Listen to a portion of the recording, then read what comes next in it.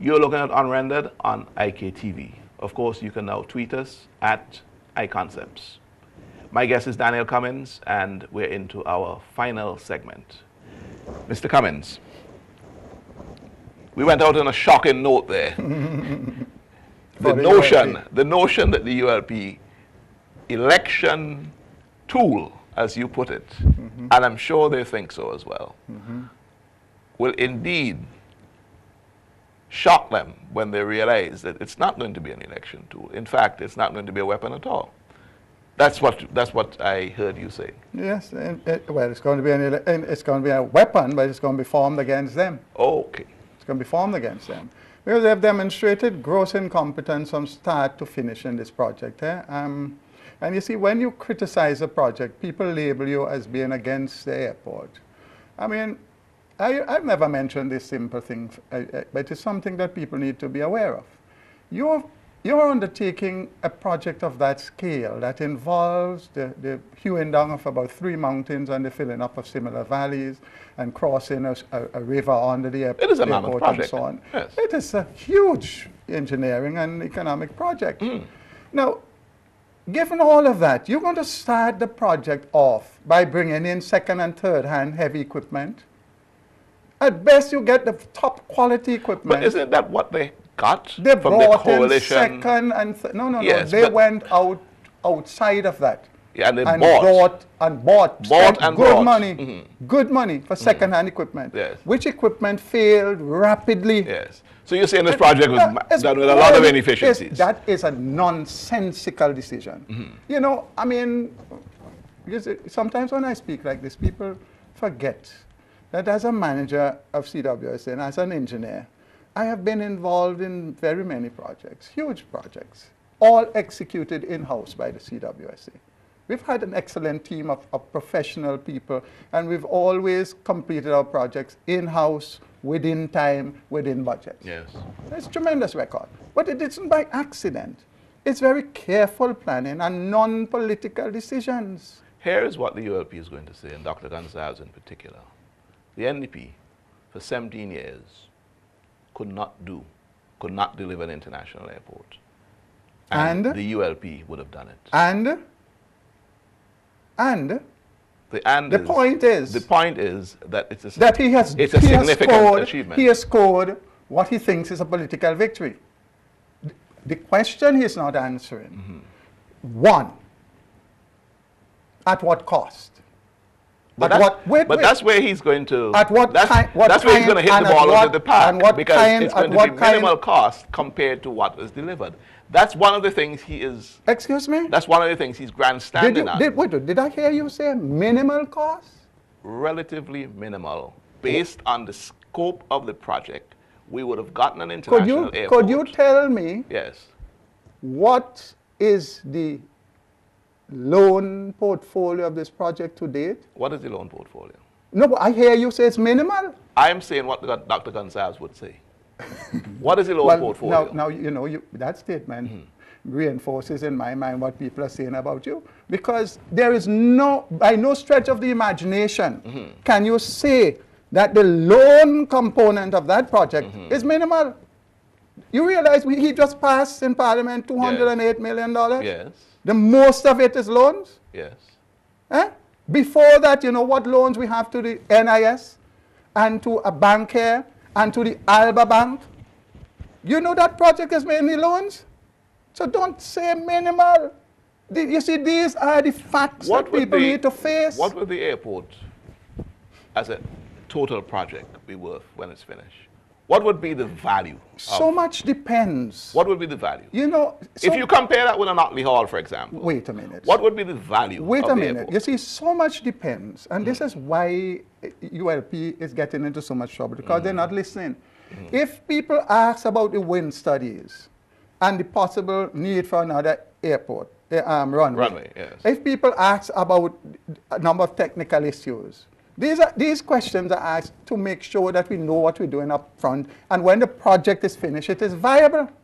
One has to hope and pray, as Vincent, after spending all these hundreds of millions of dollars that we don't have, that everything is technically correct. But nothing that this government has done so far can give me the guaranteed assurance that that is the case. Case in point. You start in an airport, and simultaneously you start in the wind study. You start in construction, and down the road you recognize, you know, I have enough land for the terminal building. Does that speak of a government that understands and appreciates the magnitude of the project and what is involved in executing a project of this kind? You're going to bring some second-hand equipment within a few months of starting to fail. Does that give you confidence? You're talking about crossing the stream under the airport. And you've spent almost 2 years now to cross a stream around the terminal building. You can't get that done properly. Does that inspire confidence in the government? No, these are really, this has nothing to do with party politics. You know. I pray to God that we get this thing right, because if we don't, what a nightmare scenario. But they're not listening to anybody who raises a question. Is it politically expedient for the NDP to, I know you say, notwithstanding the fact that you say, you know, you hope it's gotten right, because that can be rhetoric. Is it underneath the wish and the hope that this project embarrasses the ULP so that it gives you political leverage? No sane person would think along those routes. No normal human being, I don't care how political an animal you are, you cannot think along that line. This is not a $50 million project, you know. You realize what is at stake is our whole future. So any person who loves SVG could never, for the smallest fraction of a second, be thinking along that line.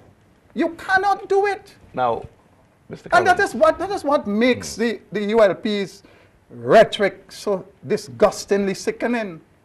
The NDP is never, you cannot be against a project that is so far gone, that has involved so much of our efforts and our money and so forth. How can you be against that? That is not an issue for discussion. That only an idiot will be asking that question. That's not a matter for discussion. The question is, how can we make it work? This is not a ULP project, you know. This is a St. Vincent and the Grenadines project.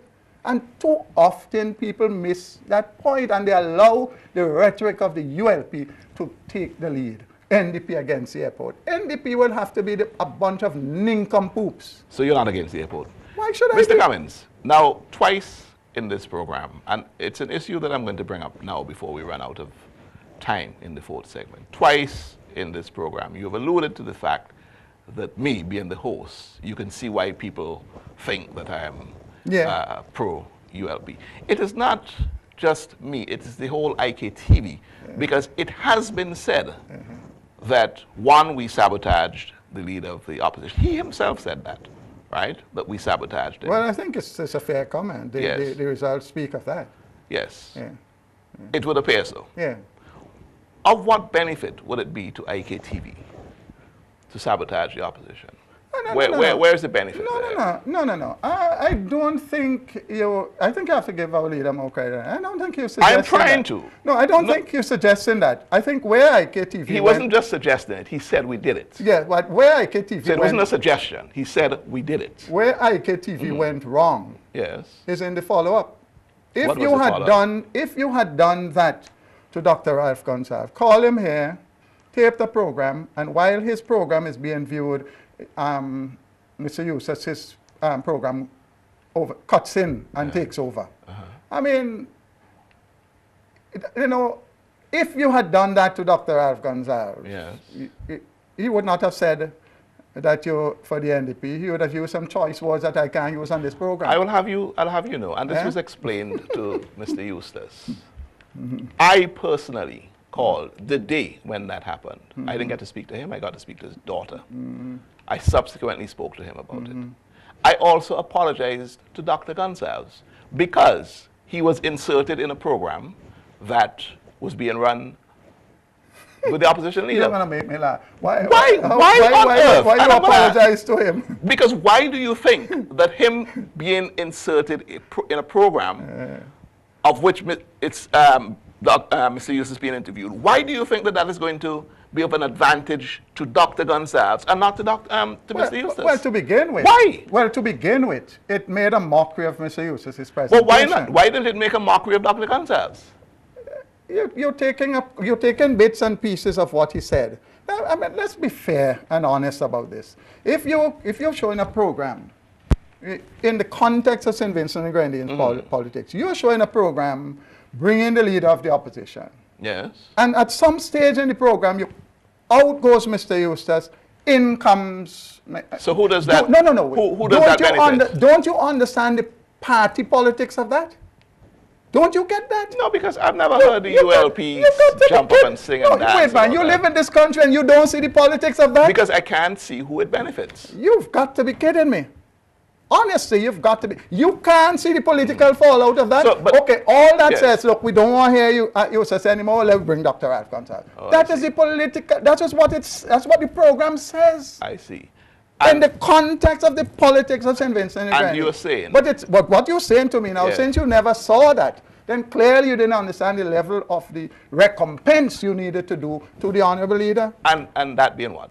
I don't know. That being But what? clearly you didn't do what was required. I would state categorically here that the IKTV during the election coverage of 2010 bent over backwards. No, but we didn't with this particular. Did we have a proper rerun of Mr. Eustace's program? Of course there was. Of course there was. That happened on the Sunday. The program is Tuesdays and Thursdays. It was corrected. Did the station carry an apology for the previous boo-boo? There was an apology. We are a professional outfit. So why this issue keeps surfacing is beyond the management of IKTV, beyond the understanding of IKTV. Wasn't there a follow-up? Did Mr. Eustace ever come back on the program after that? Mr. Eustace came back on the program. And wasn't there follow-up similar problems? Not the same extent, but weren't there additional problems?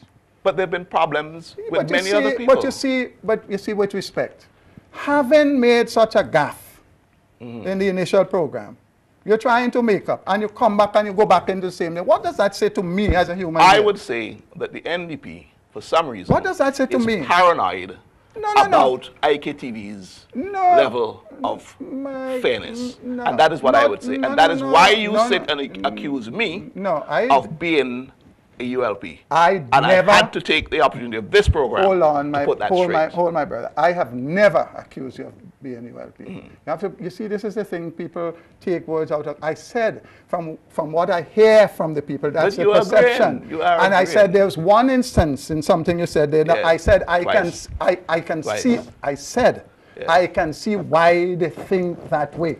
I do not accuse you of being. Listen, it's one thing I learned to do is to be balanced. Mr. Cummings, I'll have you know that last week I interviewed Senator Francis. I saw part of it. Okay? And walking the streets of Kingston up to today, I've been accosted of being hard on the senator, being unfair, like he wanted to box me down. But that is good news. That's how it should be for all sides. Good. That's how it should be for all sides. I say that just to make the point that you cannot always have your cake and eat it. But allow me. I know, and I want to make the point very clearly. I am not accusing you of being biased. I can't do it. I have no evidence to say. I said I'm listening to what people are saying, and I said I'm concluding from what I've seen here why they think that way. Let me show it. When I was in CWSA as manager, I remember one budget. The opposition got up and said CWSA only firing Labour Party people. Then the Minister of Health, then later Governor General said, I don't know what they're talking about, it's only NDP people Mr. Cummings firing. And that was, for me, the most pleasing statement I ever heard. Yes. Because clearly I was not involved in politics. I couldn't care less about anybody's politics. I am not, my good friend, accusing you of being biased. I'm very happy with that. And I'm very happy. I do not function in that. And the management and staff of IKTV is very happy. No, I don't do that. Notwithstanding the fact that the opposition leader refuses to come back to IKTV, that good gentlemen like yourselves, Sinclair Leacock, Linton Lewis, when last have you invited the leader to come back to your program? I have not done so recently. Well, you can't say that. You can't say that. But he's made public statements. Yeah, but he's a politician. and I take my cues. Thank you very much for coming on IKTV and Unrendered. Never mind, we had to go off on a tangent to the end and talk about the fairness of IKTV. Always a pleasure, man. Thank you very Appreciate much. it very Thank much. you. This has been another edition of Unrendered. My guest was the entertaining but charming Daniel Cummings of the opposition NDP. We wish the NDP all the best in their endeavors and do hope that the leader would see it fit to come back to the studios of IKTV. Jomo Thomas is up next with Plain Talk.